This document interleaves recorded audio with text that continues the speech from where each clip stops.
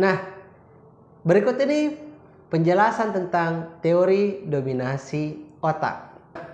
Berkaitan tentang dominasi otak. Otak kanan dan otak kiri memiliki fungsi yang berbeda. Berikut ini penjelasannya. Yang pertama, otak kiri itu fungsinya berkaitan dengan fungsi analisis, realistis, matematika, logika, objektif, berpikir keras, dan berpikir bagian per bagian. Otak kiri manusia, menurut penelitian psikologi analisis, itu memiliki kemampuan memori 12%. Maka tidak mengherankan ketika kita belajar dan menggunakan dominan otak kiri, biasanya mudah lupa karena memorinya adalah memori jangka pendek. Kemampuan memorinya cuma 12% dan membutuhkan usaha yang kuat untuk bisa memanfaatkan otak kiri karena dia harus berpikir keras untuk bisa dimaksimalkan. Sedangkan otak kanan apa sih fungsinya? Otak kanan itu berfungsi berkaitan dengan intuisi, kreativitas, emosi, refleks, kepribadian, imajinasi, persepsi, nilai-nilai dan norma, memori jangka panjang, serta berpikir secara kompleks. Maka dengan demikian otak kanan memiliki kapasitas memori 88% atau long term memory, memori jangka panjang. Sehingga ketika kita menyimpan informasi, pembelajaran atau pengalaman kita di otak kanan kita, maka dia akan jauh lebih bertahan lama, lebih permanen ketimbang kita menyimpannya di otak kiri yang memang kemampuannya cuma 12%. Nah, ketika teman-teman telah mengetahui tentang perbedaan fungsi otak kanan dan otak kiri, saya ingin menjelaskan hasil tes yang sebelumnya kita telah lakukan dan simulasikan bersama di video sebelum ini. Yang pertama, ketika saya menginstruksikan kepada Bapak Ibu dan teman-teman sekalian untuk menyatukan telapak tangannya, merekatkan satu dengan yang lain dan saling bertautan seperti ini, maka ada dua kemungkinan, jempol kiri di atas atau jempol kanan di atas. Ketika kita jempol kiri di atas, maka kemungkinan dominan otak kanan, dan ketika jempol kanan di atas, maka kita dominan otak kiri. Karena lagi-lagi otak kanan mengontrol tubuh bagian kiri, sedangkan otak kiri mengontrol tubuh bagian kanan. Jadi modelnya silang satu sama lain. Itu alasannya. Yang kedua, ketika kita membalikkan badan, hal itu pun terjadi. Kita yang membalikkan badan lewat bagian tubuh yang sebelah kiri, itu akan dominan otak kanan. Dan ketika kita membalikkan tubuh sebelah kanan, maka kita akan dominan otak kiri. Sama penyebabnya adalah karena otak kiri mengontrol tubuh sebelah kanan dan otak kanan mengontrol tubuh sebelah kiri. Yang ketiga, ketika saya bertanya tentang apakah ruangan pribadi kita itu rapi atau berantakan, ketika kita mengatakan rapi, maka dia akan dominan otak kiri.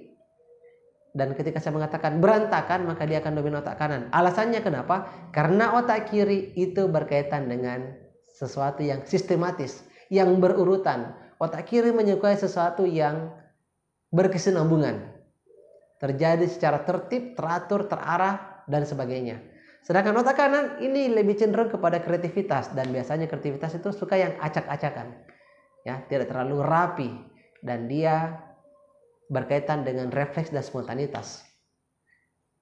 Yang tes yang keempat, di situ saya bertanya bahwa Bapak Ibu sekalian itu ketika mengerjakan sesuatu, apakah dominan mengerjakan bagian per bagian atau satu persatu atau sekaligus? Orang yang mengerjakan bagian per bagian itu dominan otak kiri, sedangkan yang sekaligus, ya, itu adalah dominan otak kanan.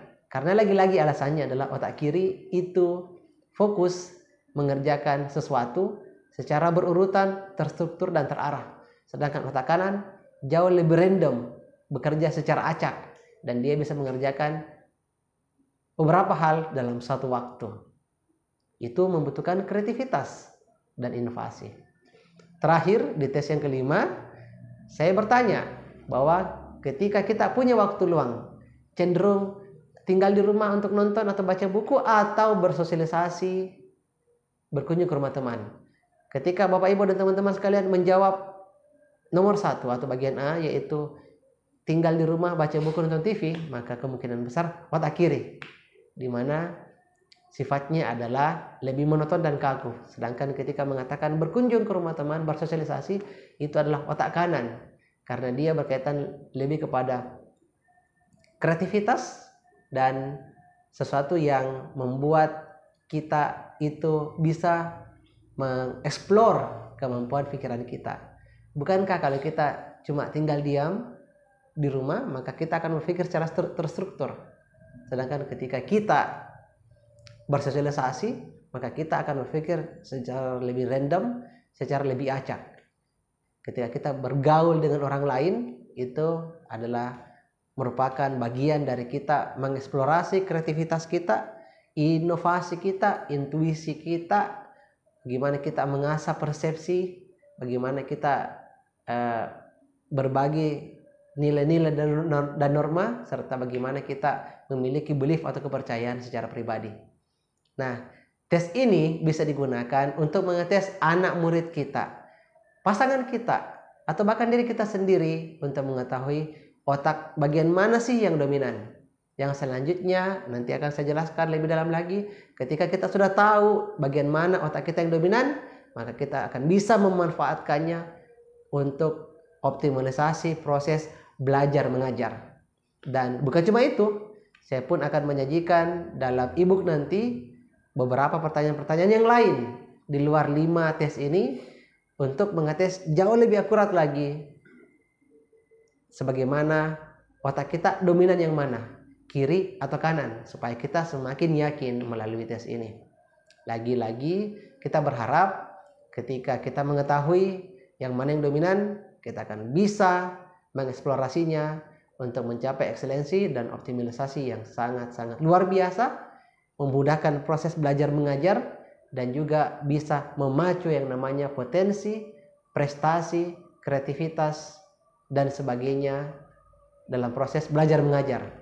Sehingga metode pembelajaran kita jauh lebih efektif, jauh lebih profesional, jauh lebih efisien, dan mengarahkan kita kepada profesional pendidik yang sebenarnya. Semoga dengan penjelasan teori dominasi otak ini, kita punya gambaran secara luas tentang bagaimana otak kita bekerja. Luar biasa sekali ciptaan Tuhan yang satu ini, karena ternyata setiap bagian ada fungsinya, setiap bagian punya peranan, dan setiap bagian bisa dimanfaatkan hingga ke level yang sangat-sangat optimal ketika kita tahu ilmunya dan kita siap untuk mempraktekannya. Selamat berpraktek, dan nanti insya Allah kita akan lanjutkan penjelasan tentang ini di video berikutnya. Assalamualaikum warahmatullahi wabarakatuh.